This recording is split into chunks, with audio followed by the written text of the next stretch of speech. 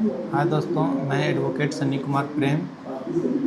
जैसा कि मैंने कल बीएनएस का डेफिनेशन क्लॉज के बारे में चर्चा किया था, आज हम लोग अध्याय 3 जनरल एक्सेप्शन साधारण अपवाद की बात करेंगे, जो कि धारा 14 से 44 के अंतर्गत बीएनएस के अंतर्गत परिभाषित किया गया है। बीएनएस 2023 का अध्याय 3 उन बचावों का वर्णन करता है जिससे कोई अपराध का अभियुक्त व्यक्ति बीएनएस के साथ साथ विशेष एवं स्थानीय विधि के अंतर्गत बचाव ले सकता है। जो बीएनएस के अंतर्गत धारा 14 से 44 के अंतर्गत यदि कोई एक्यूज्ड ये साबित कर देता है कि हम जो एक्ट किए वो बीएनएस के धारा 14 से 44 के अंतर्गत आता है, तो वह अभियुक्त जो है ना, दोषी नहीं करार दिया जाएगा न्यायालय के द्वारा। सेम यही बात का वर्णन किया गया है। अभियुक्त समान अपवाद का बचाव लेता है जब तो, लेकिन सबूत का भार एक्यूज्ड पे चला जाता है। जैसे बीएसए का धारा 108 उदाहरण कर लेगा कि अभियुक्त पे चला जाता है, और वो साबित आपको करना होगा कि जो धारा 14 से 44 के अंतर्गत यदि किसी बचाव का आप लेते हैं तो वो आप पे आपको साबित करना होगा कि हम जो एक्ट किए वो धारा 14 से 44 के अंतर्गत आता है। जैसे राइट ऑफ प्राइवेट डिफेंस है, 34 से 44 के अंतर्गत है। तो राइट ऑफ प्राइवेट डिफेंस को आप एक्सरसाइज कीजिएगा तो वो आपको साबित करना होगा। जैसे इनको भी 7 कैटेगरी में बांटा गया है जनरल एक्सेप्शन को। जैसे तथ्य की भूल, धारा 14 से 17। न्यायिक कार्य के अंतर्गत यदि कोई भूल हो जाती है वो सेक्शन 15 से 16 है। एक्सीडेंट के अंतर्गत यदि कोई कार्य कर देते हैं तो सेक्शन 18 में उनका बचाव मिलेगा। एक्ट तो कर दिए लेकिन क्रिमिनल इंटेंशन का जो है ना अभाव रहता है, तो सेक्शन 19, 24, 30, 32 कंसेंट से यदि कोई कार्य कर देते हैं जैसे विक्टिम के, तो 25 से 29 में उनका वर्णन किया गया है। तुच्छ कार्य, ऐसा कार्य जो कि साधारण प्रूडेंट मैन उस पर कोई कंप्लेन नहीं करेगा, वो 33 में किया गया है। जैसे ट्रेन पे जा रहे हैं, किसी का पैर दबा दिए तो वो पिटी ऑफेंस के अंतर्गत आ जाता है। स्लाइट हार्म, तो उन पे भी कोई कंप्लेन नहीं करता है। प्राइवेट प्रतिरक्षा का अधिकार 14 से 44 के अंतर्गत लिया गया है। तो अब हम लोग जो बिहार एपीओ के रिगार्डिंग जो है, जो इम्पोर्टेंट सेक्शन है 14 से 44 के अंतर्गत, उनका चर्च करेंगे, और उससे जो लीडिंग केस है उनके बारे में हम लोग चर्च करेंगे।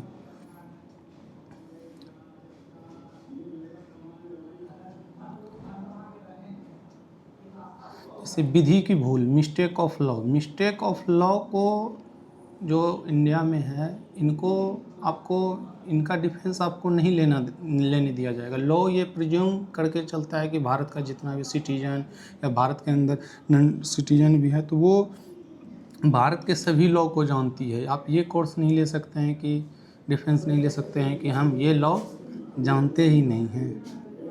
जैसे सेक्शन 14 जो है, विधि द्वारा बाध्य व्यक्ति के द्वारा किया गया कार्य या तथ्य के भूल के द्वारा खुद को विधि द्वारा बाध्य होने के विश्वास रखने वाले व्यक्ति के द्वारा किया गया कार्य कोई कार्य अपराध नहीं है।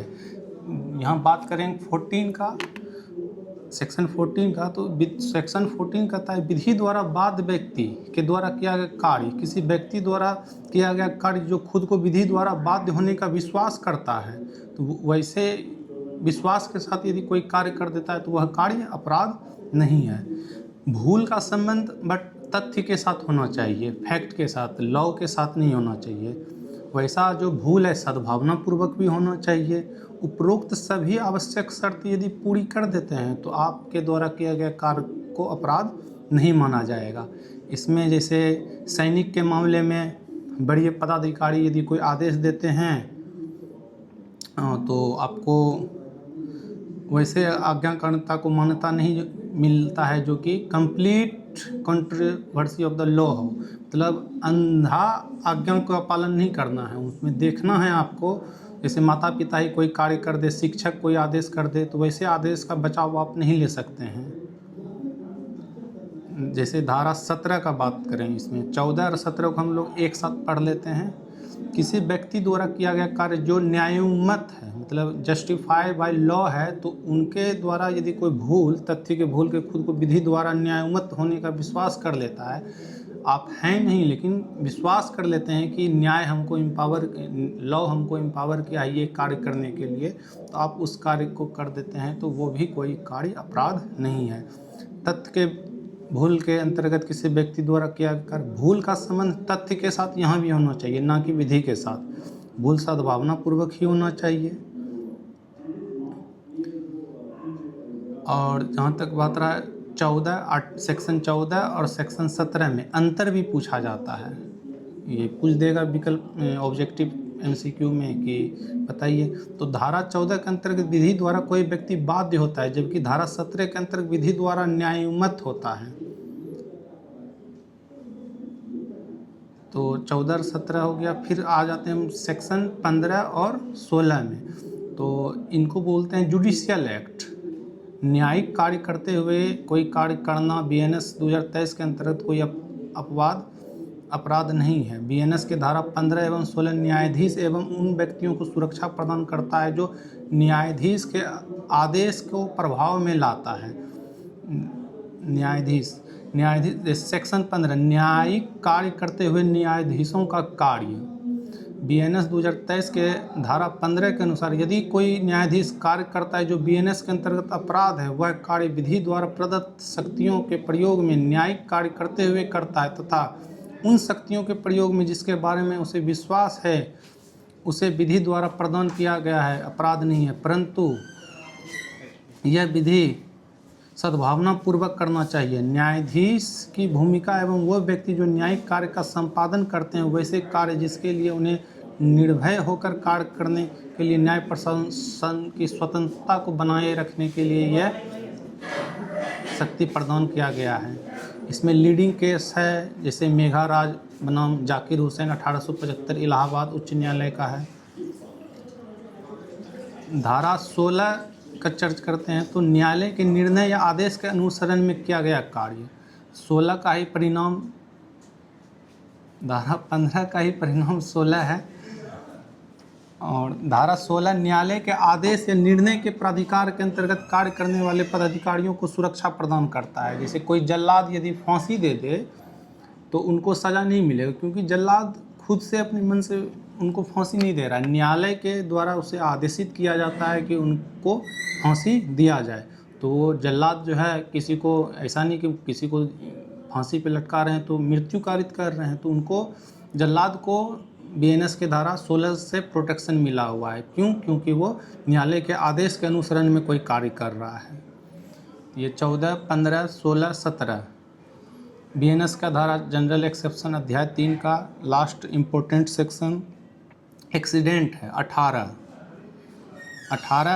भारतीय न्याय संहिता का धारा 18 विधिपूर्ण कार्य करते हुए दुर्घटना। ऐसा नहीं कि दुर्घटना किसी भी कार्य को कर देना है, इलीगल मीन्स से कर देना है या वो विधिपूर्ण तरीके से कोई कार्य कर देना है।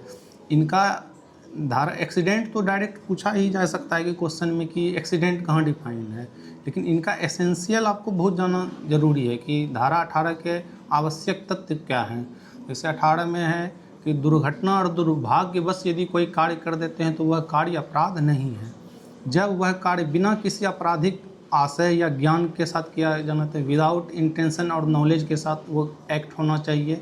वह कार्य विधिपूर्ण तरीके से और विधिपूर्ण साधनों के द्वारा किया जाना चाहिए, तभी वो एक्सीडेंट की कैटेगरी में आएगा। और वह कार्य उचित सतर्कता और सावधानी के साथ किया जाना चाहिए। ऐसा नहीं कि बंदूक लिए चला दिए। ये आपको सद्भावनापूर्वक विश्वास होना चाहिए कि ये जो बंदूक हम चला रहे हैं सावधानी, उचित सतर्कता और सावधानी के साथ चला रहे हैं। जैसे इसमें एक उदाहरण से समझते हैं, एक बंदूक उठाता है बिना जांच किए, बिना यह जाने कि लोडेड है या नहीं है, बी के ऊपर तान देता है और घोड़ा भी दबा देता है, बी की मृत्यु हो जाती है।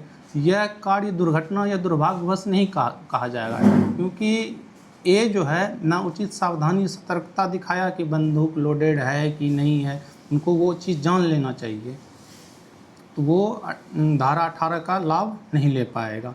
इसमें लीडिंग केस जैसे जागेश्वर बनाम एम्परर है,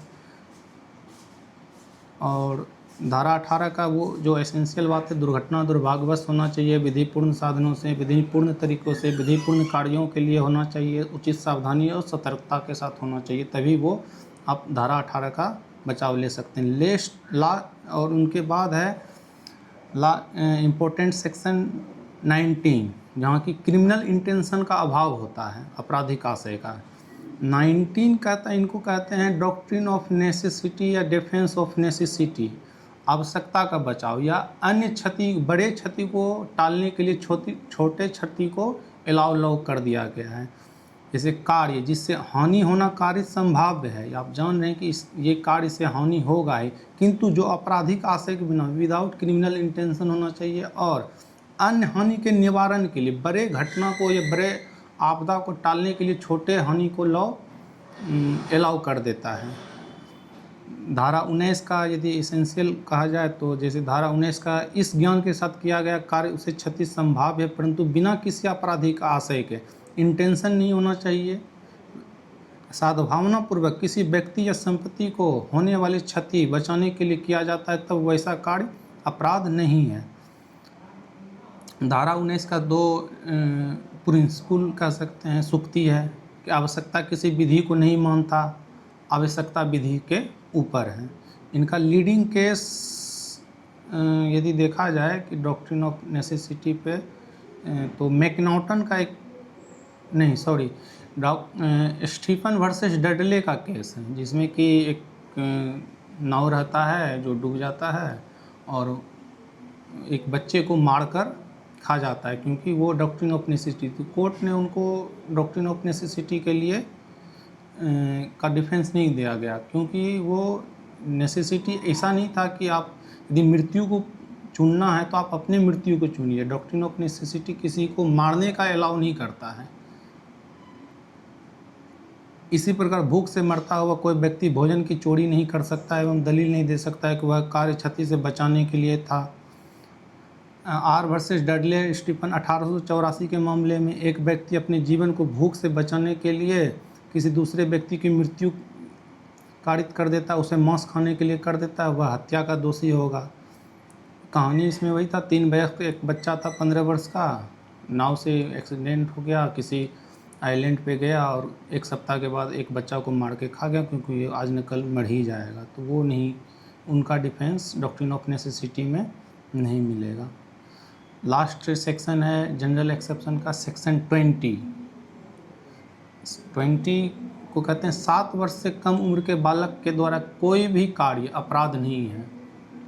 इनको लीगल टर्म में डोली इनकैपेक्स कहा जाता है, अपराध करने में अक्षम, मतलब वो अपराध कर ही नहीं सकता। लॉ इनको कंक्लूसिव प्रूफ मानती है, ना इनको सबूत देने की आवश्यकता, ना किसी प्रकार से साबित करने की आवश्यकता। बस आप बच्चा जो है वो 7 साल के अंदर का है, एज बस साबित कर दीजिए, उस पर कोई कंप्लीट प्रोटेक्शन है। लास्ट सेक्शन 21 जो 7 वर्ष से अधिक परंतु 12 वर्ष से कम उम्र का यदि परिपक्व समझदारी का बालक द्वारा किया गया, इनको लिमिटेड इम्यूनिटी मिला हुआ, मतलब जैसे सेक्शन 20 में डोली इनकैपेक्स माना गया था, 21 में वो बात नहीं है। 21 में आपको लिमिटेड, मतलब यदि 7 वर्ष से अधिक और 12 वर्ष से कम एज का कोई बालक यदि कोई कार्य करता है, अपराध करता है, उनको उनके समझदारी को देखा जाएगा कि वो जो एक्ट किया उनका एक्ट कैसा है, वो एक्ट जो किए उनको समझदारी था कि नहीं था, कि ये जो हम कार्य कर रहे हैं इनका परिणाम क्या है, एक्ट करने के बाद उनका आचरण क्या था।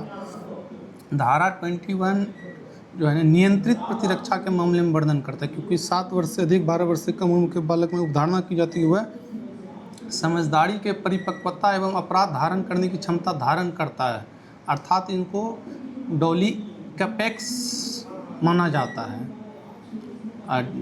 धारा 20 को जो बताई थी डोली इनकैपेक्स, वो तो कंप्लीट प्रोटेक्शन है, उनको अपराध करने में अक्षम माना जाता है कि वो अपराध कर ही नहीं सकता। लेकिन 21 के साथ ये बात नहीं है।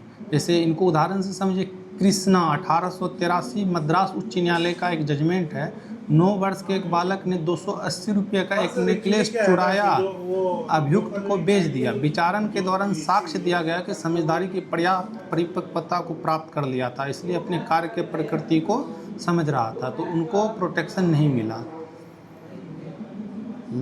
उसके बाद है जनरल एक्सेप्शन का सेक्शन 22, विकृत चित्ता का बचाव।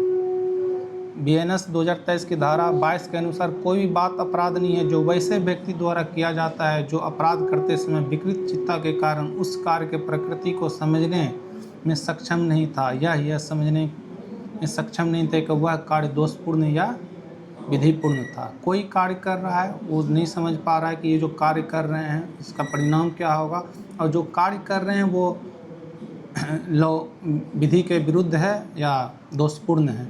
यह उल्लेखनीय कि न्यायालय का संबंध हमेशा विधिक उन्मत्तता के साथ होता है। इसमें भी 2 इंसेनिटी होता है, एक लीगल और एक मेडिकली। तो लीगल इंसेनिटी को प्रोटेक्शन मिला हुआ है BNS के अंतर्गत, मेडिकल इंसेनिटी को नहीं। यदि 22 का लाभ लेना है तो उनको 3 बात साबित करना होगा एक्यूज्ड को। कार्य के विकृत चित्ता व्यक्ति के द्वारा किया गया कार्य मस्तिष्क के विकृत चित्ता के कारण वैसे व्यक्ति को समझने में असमर्थ होना चाहिए। कार्य के प्रकृति को या कार्य दोषपूर्ण था या कार्य विधि के विरुद्ध था एवं वैसी विकृत चित्ता कार्य करते समय विद्यमान होनी चाहिए। वैसी अक्षमता अपराध कारित करते समय विद्यमान होनी चाहिए। प्रत्येक व्यक्ति को विधि स्वस्थ चित्त होने की अवधारणा करती है जब तक अन्यथा साबित न कर दिया जाए कि इसलिए विकृत चित्ती को साबित न किया जाए। इसमें सबसे इम्पोर्टेंट केस है इन हूबहू जैसे परीक्षा में आता है मैकनॉटन का केस। 22 BNS में जो विकृत चित्ता से रिलेटेड केस है मैकनॉटन का केस। मैकनॉटन का मामला 1843 एक प्रसिद्ध इंग्लिश केस है जिसमें हाउस ऑफ लॉर्ड्स ने विकृत चित्ता के सिद्धांत को प्रतिपादन किया, और जो मैकनॉटन का केस था वही सारा प्रिंसिपल भारतीय न्याय संहिता में लाके वही ला के रख दिया है। यहाँ भी विधिक उन्मत्ता और चिकित्सीय उन्मत्ता के बीच अंतर भी पूछा जाता है, वो मेंस का टॉपिक में है। PT में तो उनका कोई ऐसा अभी यूज नहीं है। नशा किए हुए व्यक्ति के कार्य 23 डिफेंस ऑफ इंटॉक्सिकेशन। नशा वैसे व्यक्ति जो कार्य को अपने इच्छा के विरुद्ध मत्त होने के कारण निर्णय करने में असमर्थ हो जाता है, तो डिफेंस ऑफ इंटॉक्सिकेशन 23 में है। जिस प्रकार 22 में विकृत चित्ता को सुरक्षा प्रदान किया जाता है, ठीक उसी प्रकार धारा 23 में मत व्यक्ति को भी सुरक्षा प्रदान किया गया है। आपराधिक धारा 23 अंतर्गत आपराधिक दायित्व से छूट प्रदान करने के लिए अभियुक्त को साबित करना पड़ता है कि मत के कारण जिस समय कार्य किया जा रहा था वह जानने में असमर्थ था। कार्य की प्रकृति क्या है, यह जो कार्य वह कर रहा है वह कार्य दोषपूर्ण था या विधि के विरुद्ध था, एवं जो जिस चीज़ में उसे मत किया गया उसके इच्छा के विरुद्ध था, ज्ञान के बिना खिलाया गया या पिलाया गया था। ऐसा नहीं कि खुद से शराब पी लेना है और कोई अपराध कर दिए तो उनको प्रोटेक्शन मिलेगा। जो चीज़ आपको इच्छा के विरुद्ध, यदि आपको पता नहीं है और कोल्ड ड्रिंक में आपको शराब मिला के पिला दिया, आप यदि कोई अपराध कर देते हैं तो 23 का बेनिफिट्स आप ले सकते हैं। 24 मत व्यक्ति द्वारा किया गया अपराध जिसमें विशिष्ट आशय ज्ञान का होना आवश्यक है।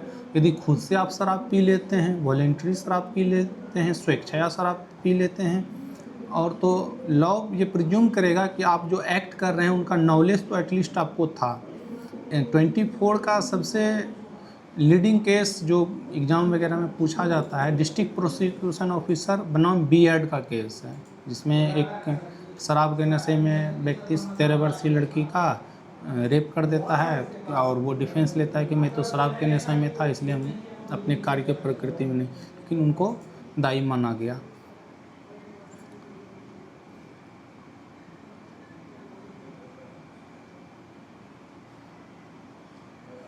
और टेस्ट ऑफ डर्कनेस जो डर्कनेस का भी उसी में house district director of public prosecution बनम 1920 का हाउस ऑफ लॉर्ड्स का केस है, लीडिंग केस है। लीडिंग केस भारत के सुप्रीम कोर्ट का माने इस पे स्वैच्छिक मतता के लिए, तो लीडिंग केस वासुदेव बनाम स्टेट ऑफ पेप्सू 1956 का है। सेल्फ इंटॉक्सिकेशन के अंतर्गत किया गया था। यह उपधारणा किया गया कि उसे उस कार्य का ज्ञान था और वो जो कर रहा है, परंतु यह उपधारणा नहीं की जाती थी उसने उस कार्य का आशय था। और बहुत सारा इसमें लीडिंग केस है। सारथी बनाम मध्य प्रदेश राज्य 23-24 में अंतर भी पूछा जाता है, वो मेंस का टॉपिक है। और फिर लास्ट इम्पोर्टेंट सेक्शन है जनरल एक्सेप्शन का 25, एक्ट डन बाय कंसेंट, सहमति के साथ किया गया कार्य। सहमति के से किया गया कार्य जिससे मृत्यु या घोर उपाधि कारित करने का आशय नहीं हो, इसमें डेथ और ग्रीवियस हर्ट का इंटेंशन ना हो, ना ही उसके संभाव्यता का ज्ञान हो, तो वो 25 का डिफेंस लिया जा सकता है। 25 निम्नलिखित परिस्थितियों में अपराध नहीं होगा यदि कार्य ना तो मृत्यु या घोर उपहति के आशय से और ना ही इस ज्ञान के साथ किया जाता है कि उस कार्य से मृत्यु या घोर उपहति संभाव्य है। किसी व्यक्ति को क्षति उसके सहमति के साथ किया गया हो, सहमति देने वालों व्यक्ति की एज 18 साल से अधिक हो। जैसे 25 में ऑब्जेक्टिव में पूछ लिया जाएगा कि धारा 25 के अंतर्गत बीएनएस में एज ऑफ कंसेंट क्या है, तो 18 ईयर्स है। 18 साल से कम एज का यदि कोई व्यक्ति कंसेंट देता है तो वो वैलिड कंसेंट नहीं माना जाएगा। सहमति का बचाव 2 तथ्यों पर आधारित है। प्रत्येक व्यक्ति अपने हित के बारे में निर्णय लेने के लिए सर्वोत्तम न्यायाधीश होता है। कोई भी आदमी जो कंसेंट देगा अपने अगेंस्ट नहीं देता है। अब कोई व्यक्ति किसी वैसी चीज़ के बारे में सहमति नहीं देगा जो उसको खुद को हानि पहुँचाए और नुकसान पहुँचाए। 25 में एज याद रख लेना है जिसे, और इनमें एक लीडिंग केस कह सकते हैं पुनई फातिमा 1869 के मामले। अभियुक्त जो अपने आप को सपेरा बताता था, मृतक व्यक्ति को इस बात के लिए तैयार किया कि वह खुद को विषैले सांप से कटवाने की अनुमति दे एवं यह विश्वास दिलाए कि उसके पास किसी भी क्षति से बचाने की शक्ति मौजूद है। तो लेकिन वो उनको बचा नहीं पाता है और कंसेंट, तो वो कल्पेबल होमिसाइड के लिए, आपराधिक मानव वध के लिए लायबल हो गया वो सपेरा। किसी व्यक्ति के फायदे के लिए सहमति से सद्भावनापूर्वक किया गया कार्य जिससे मृत्यु कारित करने का आशय नहीं है, उसमें 25 में कंसेंट के साथ कोई कार्य किया गया। लेकिन 26 में कहता है किसी व्यक्ति के फायदे के लिए गुड फेथ में यदि कोई कार्य कर देते हैं, लेकिन हाँ इंटेंशन नहीं है कि उनका डेथ हो, तो वो 26 का, और उस इंटेंशन तो नहीं है मारने का, लेकिन वो मर जाता है तो उसमें डिफेंस 26 को मिल जाएगा।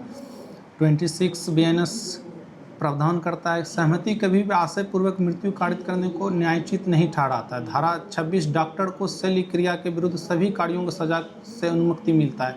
रोड एक्सीडेंट यदि हो जाता है, अब कोई उनका लीगल हेयर नहीं है, कोई गार्जियन नहीं है, दोस्त संबंधी नहीं है, तो डॉक्टर जो है ना उनका इलाज गुड फेथ में बिना किसी से मिले हुए, बिना सहमति के, उनके फ़ायदे के लिए, क्योंकि मरीज बच जाएगा यदि कार्य करते हैं, और यदि वो पेशेंट मर जाता है तो डॉक्टर को 26 का प्रोटेक्शन मिलता है। 26 का आवश्यक तत्व एसेंशियल यदि माना जाए तो क्या है कि 26 का बेनिफिट्स कब लिया जा सकता है। धारा 26 प्रावधान करता है कि कोई कार्य करने वाला व्यक्ति दायी नहीं होगा जब वह वैसी क्षति कर देता है, मृत्यु कारित हो जाती है जानते हुए कि वह कार्य कर रहा है वह हानिकारक है। यदि किया गया कार्य क्षति उठाने वाले व्यक्ति फायदा के लिए किया गया हो, वैसा कार्य क्षति उठाने वाले व्यक्ति के सहमति से किया गया हो, सहमति स्पष्ट या गर्भित हो सकता है, कार्य सद्भावनापूर्वक किया गया हो एवं कार्य मृत्यु कारित करने के आशय से के बिना किया गया हो, यद्यपि वैसी क्षति कारित करने के आशय से किया गया हो जिसका परिणाम मृत्यु हो सकता है।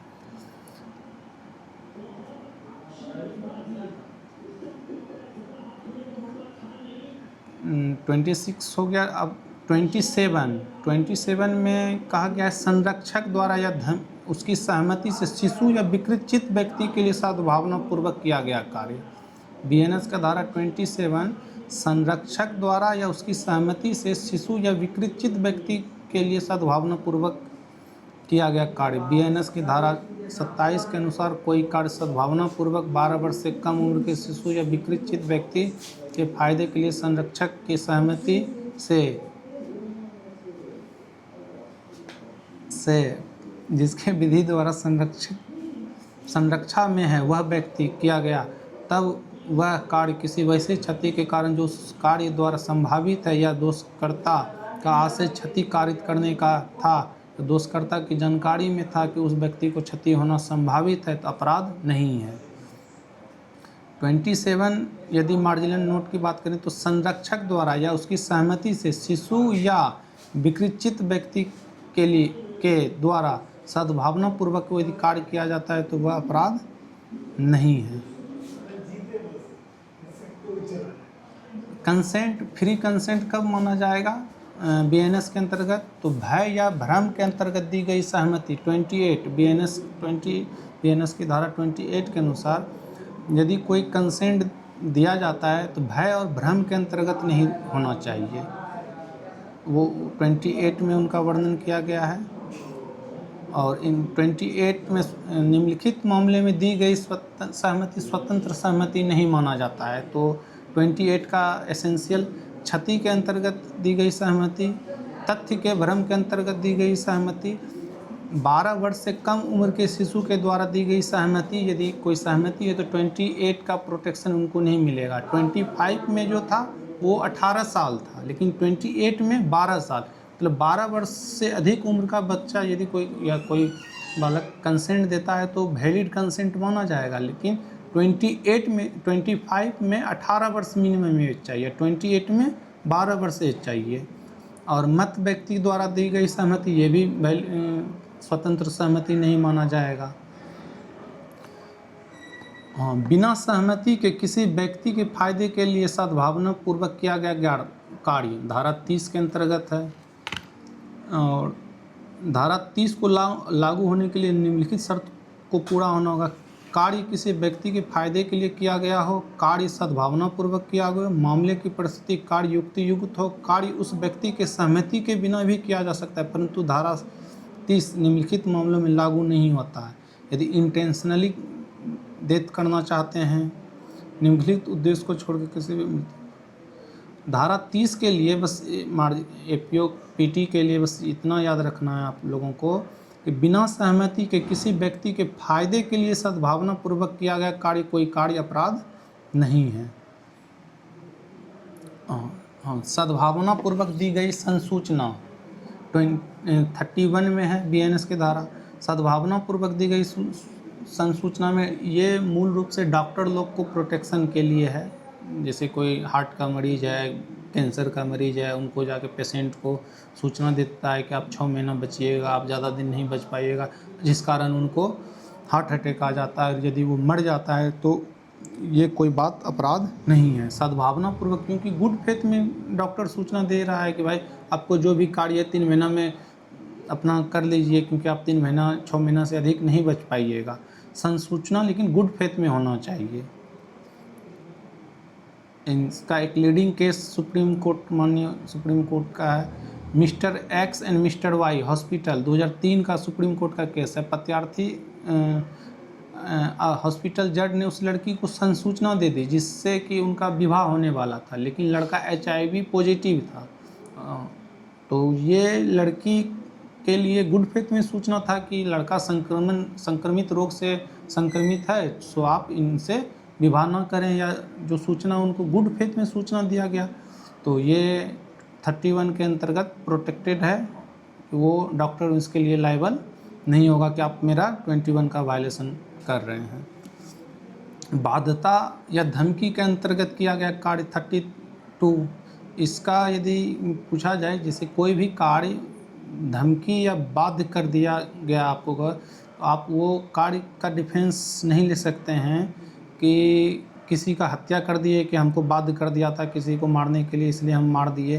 तो आप राज्य के विरुद्ध जो कि मृत्यु दंड से दंडित है वैसे अपराध के लिए भी आप लायबल हो जाइएगा कि जो है कोई हमको बाध्य कर दिया था इसलिए हम उनको जान मार दिए।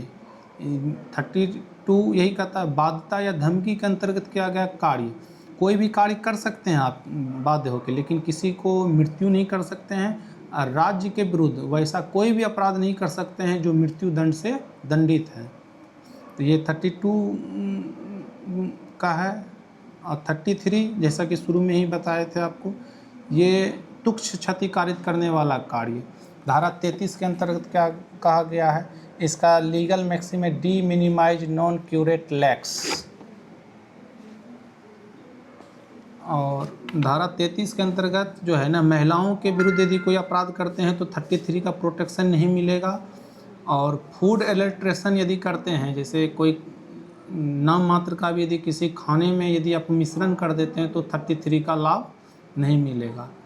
तो अभी बीएनएस का अध्याय 3 जनरल एक्सेप्शन 14 से 33 के तक हम लोग किए हुए हैं। अगले वीडियो में राइट ऑफ प्राइवेट डिफेंस 14 से 44 के बारे में विस्तार से चर्चा करेंगे। जो भी इम्पोर्टेंट्स है बिहार एपीओ के रिगार्डिंग, जो जनरल एक्सेप्शन में, साधारण अपवाद में, वो इम्पोर्टेंट केस लॉ वगैरह का चर्च किए हुए हैं। हमको विश्वास है कि आप लोगों को अच्छा लगेगा। धन्यवाद।